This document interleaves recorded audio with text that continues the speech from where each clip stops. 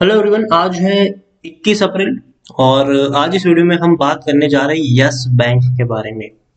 देखिए, yes bank का share अभी अगर हम देखें तो 14 रुपए के करीब ट्रेड कर रहा है। गिरावट हमें यहाँ पर देखने को मिल रही है।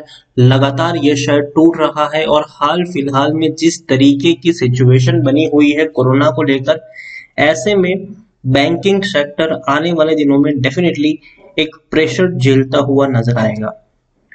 वीडियो में हम डिस्कस करेंगे कि 14 रुपए का यस बैंक का शेयर किस लेवल पर बाइंग के लिए सही रहेगा, कौन सा स्ट्रॉन्ग सपोर्ट जोन ये शेयर बना रहा है, फ्यूचर में कहां तक के टारगेट्स देखने को मिल सकते हैं। उन सारी चीजों के बारे में हम यहाँ पर डिस्कस करेंगे। लेकिन उससे पहले अगर आपने अभी तक चैनल को सब्सक्राइब नहीं किया है तो प्लीज अभी इसे सब्सक्राइब कर लीजिए, क्योंकि आगे भी बहुत सारे वीडियोस हैं जो आपको काफी ज्यादा हेल्प करेंगे। उसके साथ साथ अगर आपने अभी तक मेरी टेलीग्राम चैनल को ज्वाइन नहीं किया है तो उसको भी ज्वाइन करना मत भूलिएगा, लिंक आपको डिस्क्रिप्शन में मिल जाएगा। तो बात करते हैं यस बैंक की। 14 रुपए का ये शेयर है और पिछले एक महीने में देखें तो एक महीने में यस बैंक में 6% की गिरावट है।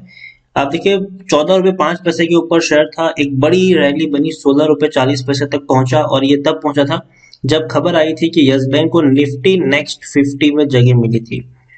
एक दिन की तेजी थी, उसके बाद लगातार देखे तो ये शेयर गिरावट की तरफ ही जा रहा है। नीचे दोबारा इसने इस महीने का जो लो है 14 रुपए 5 पैसे वहां तक पहुंच चुका है।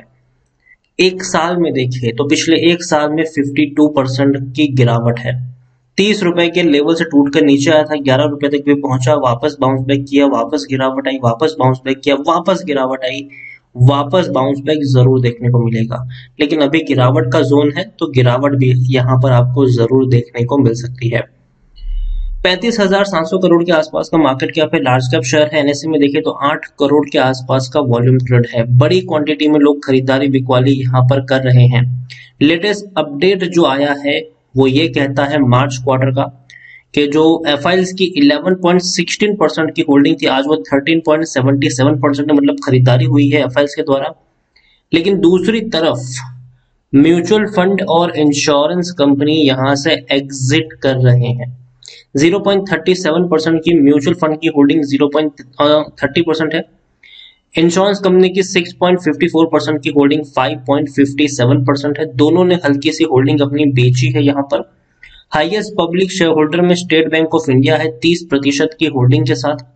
देखिए, पहले स्टेट बैंक ऑफ इंडिया की जो होल्डिंग थी वो तकरीबन 45% के आसपास हुआ करती थी, लेकिन बाद में ये एफपीओ लॉन्च किया इन्होंने और एफपीओ में बहुत ज्यादा शेयर डाइल्यूट हुए, जिसके चलते इनकी जो होल्डिंग थी वो घट के 30% की तक हो गई। शेयर उतने के उतने ही है, लेकिन जो शेयर का डाइल्यूशन है, आपको सोचिए कि मान लीजिए अगर मार्केट में शेयर 100 है और आपके पास 50 शेयर है तो आपकी होल्डिंग होती है 50% की। लेकिन अगर शेयर डाइल्यूट हो जाते हैं और मार्केट में आ जाते हैं 200 शेयर और आपके पास 50 ही शेयर है तो आपकी होल्डिंग 25% की रह जाएगी। तो वही है, इसी वजह से इनकी होल्डिंग जो है वो आपको कम दिखाई दे रही है। इंडिविजुअल इन्वेस्टर होल्डिंग 29.12% के आसपास देखने को मिली है। 23 म्यूचुअल फंड स्कीम और 420 जितने एफआईएल्स का पैसा यहाँ पर जरूर लगा है। डिविडेंड इन्होंने 2019 में आखिरी बार पे किया था जब यस बैंक क्राइसिस चल रहा था। उसके बाद हमने यस बैंक का क्राइसिस देखा जिसमें बैंक डूबने की कगार पे था, इनको बचाया गया, बाकी बैंकों ने इंटरवीन किया, स्टेट बैंक ऑफ इंडिया ने इंटरवीन किया, बाकी बैंकों ने भी हिस्सा खरीदा और बैंक में बड़ा इन्वेस्टमेंट आया। 10,000 करोड़ रुपए तक इन्होंने जुटाए। लेकिन हाँ, उस वक्त लोगों को 10 रुपए के भाव पर शेयर बांटे गए थे। उसके बाद दोबारा फंड रेजिंग करी एफपीओ के जरिए, तब 12 और 13 रुपए में शेयर बांटे गए थे।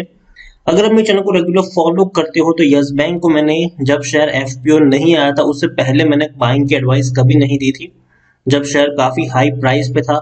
इवन जब शेयर हाई वैल्यू पे था तब मैंने कहा था कि गिरावट आने वाली है, बेच के निकल जाओ। लेकिन जब इनका एफपीओ आया और जब शेयर 12 रुपए के प्राइस पे ऑफर हो रहा था, तब पहली बार मैंने कहा था कि अब आप यहाँ पर खरीदारी कर सकते हैं। इसलिए नहीं कि बैंक फंडामेंटली स्ट्रांग है, इसीलिए क्योंकि सस्ते प्राइस पर अवेलेबल है और चांसेस है यहाँ से और ऊपर तक जाने के। क्योंकि देखिए, सस्ते प्राइस पर शेयर अवेलेबल है, यस बैंक डूबने वाला बैंक अब नहीं है। ठीक है, जो दिक्कत थी वो खत्म धीरे धीरे हो रही है। अगर डूबने वाला होता तो 2020 में ही ये डूब चुका होता, लेकिन अब डूबने वाला बैंक ये नहीं है। अब धीरे धीरे इन्होंने अच्छी फंड रेजिंग करी है, पहले 10,000 करोड़ की फंड रेजिंग करी, बाद में 15,000 करोड़ की फंड रेजिंग करी, अभी और 10,000 करोड़ की फंड रेजिंग ये लोग करने वाले हैं। तो काफी लोगों का अगर ये सवाल है कि क्या बैंक डूबेगा, जी नहीं, बैंक नहीं डूबेगा। कोरोना की फर्स्ट वेव सरवाइव कर चुका है, सेकंड वेव भी ये सरवाइव कर जाएगा। लेकिन हाँ, थोड़ा प्रेशर में जरूर रहेगा, थोड़े झटके जरूर खाएगा। आप इनके जो स्ट्रेस लोन बुक है वो जरूर यहाँ पर बढ़ रही है। जैसे कि हम बात करते हैं कि यस बैंक की 12 से 13% की लोन बुक जो है वो स्ट्रेसफुल है, मतलब रिकवर करना थोड़ा मुश्किल है इनका। और कोरोना की जो सेकंड वेव है उसमें काफी लोगों के रोजगार खत्म हो रहे हैं, बिजनेसेस खत्म हो रहे हैं, जिसके चलते बैंक का और भी ज्यादा जो हिस्सा है वो और स्ट्रेसफुल हो सकता है। तो शॉर्ट टर्म का पेन आपको देखने को अभी भी मिल सकता है। लेकिन अगर मैं स्ट्रॉन्ग सपोर्ट की बात करूं तो स्ट्रॉन्ग सपोर्ट जोन भी है यस बैंक का। यस बैंक ने हमेशा 12.5 और 13 रुपए का एक स्ट्रॉन्ग सपोर्ट रहा है, उस तक पहुंचने के बाद एक बड़ा बाउंस बैक उसने हमेशा दिखा, उससे नीचे ये जनरली नहीं गया है। तो जब तक 12.5 रुपए का सपोर्ट इंटैक्ट है तब तक यस बैंक मेरे हिसाब से खरीदारी करी है तो बने रह सकते हैं। और फ्रेश बाइंग करना चाहो तो डेफिनेटली आप यहाँ से बाइंग करके चल सकते हो, लेकिन टुकड़ों में खरीदारी करो, ठीक है। अगेन मैं कह दूं यहाँ पर खरीदारी आप तभी करिए यस बैंक में जब आप मेंटली प्रिपेयर्ड हो कि आपको यहाँ पर कम से कम 2-3 साल के लिए बने रहना है। अगर आप 2-3 महीने के लिए यस बैंक में आए हैं इन्वेस्ट करने के लिए तो अवॉइड करें। 2-3 महीने में कोई चमत्कार नहीं होने वाला है। 2-3 महीने बाद भी अगर आप देखेंगे तो शायद आपको ये शेयर 14-15 रुपए 16 रुपए के करीबी झूले खाते हुए ये आ सकता है। लेकिन 2-3 साल बाद आप देखोगे तो डेफिनेटली ये शेयर जिस प्राइस पे ट्रेड कर रहा है उससे 2 गुने प्राइस पर जाने का दमखम रखता है। तो यस बैंक खरीदारी करी है, बने रहिए, तभी बने रहिए जब लॉन्ग टर्म का नजरिया हो। शॉर्ट टर्म का नजरिया हो तो अवॉइड करें क्योंकि गिरावट आने वाली है, टेक्निकल रेटिंग अच्छी नहीं है, टूट सकता है ये शेयर और डेफिनेटली मुझे लगता है कि टूटकर 13 रुपए के करीब जा सकता है और वहां से एक आपको रैली भी दिखा सकता है ये शेयर वहां तक पहुंचने के बाद। दिक्कतें जुड़ी हुई हैं इनके साथ, 81 बॉन्ड जो है उस केस को लेकर इनको फाइन लगाए गए हैं। लेकिन दूसरी तरफ ये भी है कि इनकी जो लोन बुक है वो बड़ी है, मतलब जो डिपॉजिट्स है लोगों की वो यहाँ पर बड़ी है, ये अच्छी बात है, लोगों का भरोसा बढ़ा है यहाँ पर। According to Moneycontrol user 69% लोग खरीदने की सलाह दे रहे हैं, 26% लोग बेचने की बात कर रहे हैं, 5% लोग होल्ड करने की नसीहत यहाँ पर दे रहे हैं। रेवेन्यू की बात करें तो रेवेन्यू इंटैक्ट है, तकरीबन 5,000 करोड़ से ज्यादा के रेवेन्यू है, लेकिन प्रॉफिट अगर हम देखें तो प्रॉफिट कुछ खास देखने को नहीं मिल रहे हैं।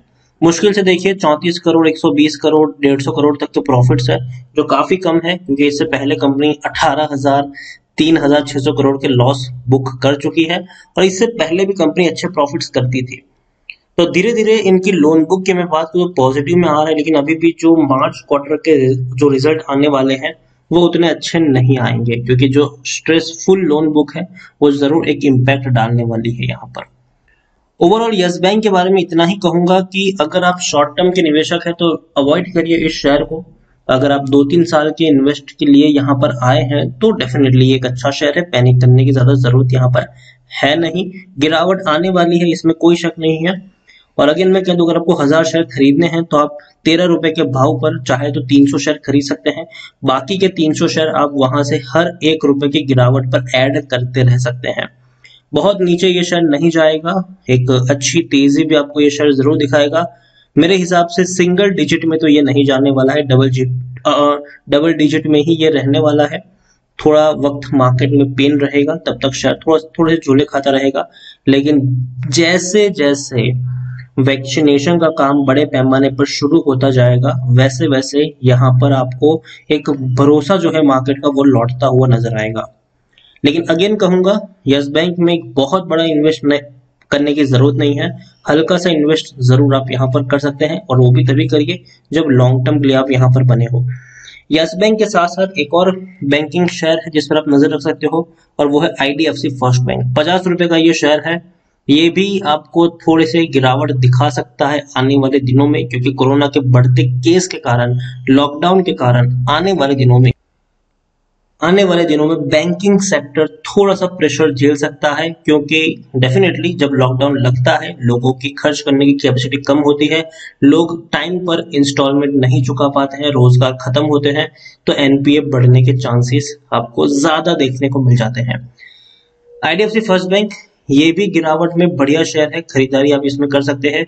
कोरोना में ये भी शेयर टूटा था, काफी सस्ते दाम पर ये भी आया था 18 रुपए के ऊपर, बाद में हमने बड़ा सफर इसका देखा, काफी लंबे वक्त से अब ये टूट रहा है और 45 रुपए से नीचे अगर ये शेयर जाता है तो खरीदारी का एक बढ़िया मौका भी यहाँ पर बनता है, तो इस पर भी नजर रखिएगा। लॉन्ग टर्म का बढ़िया शेयर है ये। और यस बैंक डेफिनेटली पेन यहाँ पर रहने वाला है, गिरावट आने वाली है, लेकिन फिर भी तेजी भी आपको लॉन्ग टर्म में देखने को मिल सकती है। वीडियो को यहीं पे एंड करूंगा, पसंद आया हो तो लाइक करें, शेयर करें, चैनल पर अगर पहली बार है तो प्लीज सब्सक्राइब करें, और यस बैंक के बारे में आप क्या सोचते हैं वो भी आप मुझे कमेंट में लिखकर बता सकते हैं।